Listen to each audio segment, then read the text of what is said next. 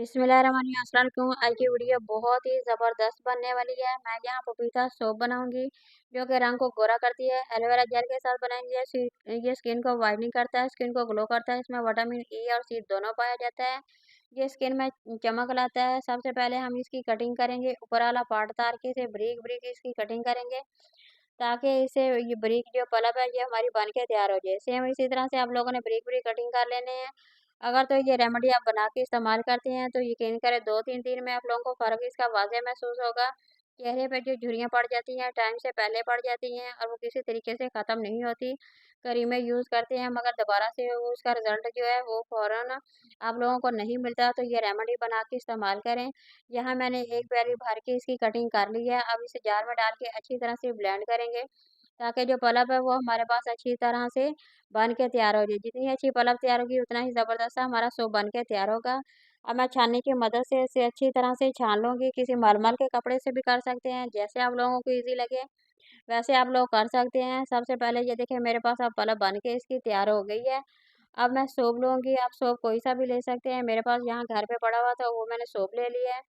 अब इसे किसी क्रश की मदद से अच्छी तरह से क्रश कर लेंगे, ब्रीक साइड से करेंगे ताकि वो बीट अच्छी तरह से हो सके। जितना अच्छा बीट होगा उतना सा हमारा जो सूप है वो अच्छा सा बन के तैयार हो जाएगा।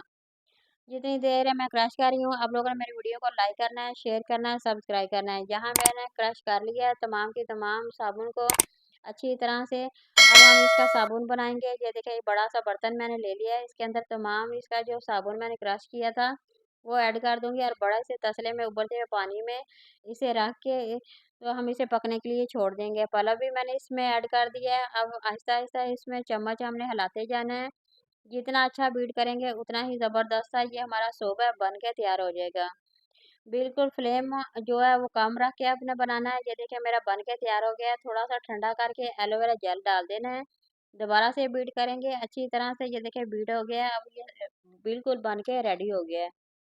अब घर में कोई भी डब्बी पड़ी हो अब उसमें डाल सकते हैं। मेरे पास यहाँ पे ये प्लास्टिक की डब्बी पड़ी हुई थी, मैं उसी में बना के आप लोगों के साथ शेयर करूँगी।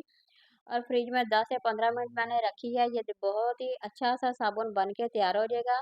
सेम आप लोगों ने भी ऐसे कर लेना है। घर में है तो आप लोगों ने इसे रात भर के लिए रख लेना है। दूसरे दिन इतना अच्छा ज़बरदस्त ये साबुन बन के तैयार हो जाएगा।